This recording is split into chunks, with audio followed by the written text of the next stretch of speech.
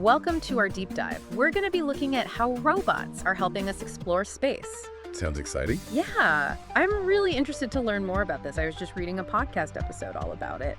And it's pretty amazing what these robots can do. It's like there are eyes and hands out there in the vastness of space. Yeah, they really are essential for space exploration these days. Right. I mean, think about it. Sending humans to space is just so dangerous, so expensive. It is. But robots, they're built for those tough conditions, right? Absolutely. They can withstand those extreme temperatures, radiation, Yeah. all that stuff that would be really harmful to us. Yeah, it's incredible what they can handle. And they don't need things like oxygen or food either. Right. Plus, they can work nonstop, like 24/7, which is perfect when you've got missions that can go on for, years. Exactly. Huge advantage. So, okay, we've established robots are tough, they're tireless workers.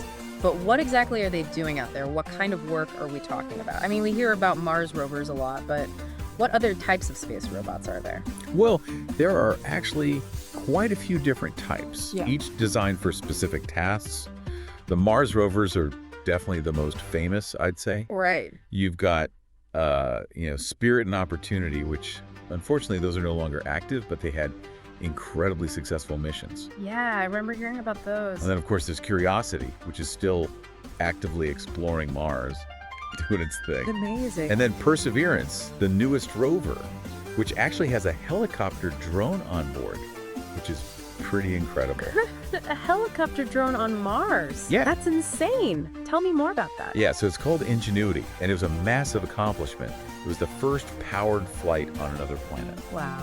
Just imagine designing a helicopter that can fly in an atmosphere that's 100 times thinner than Earth's. I can't even imagine.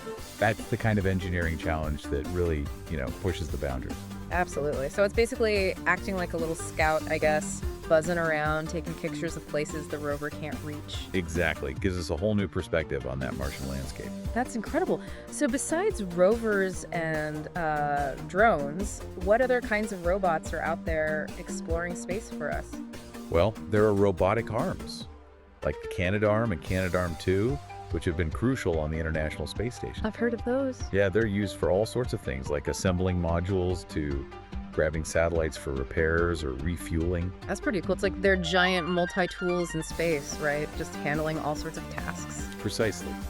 Saves a lot of money.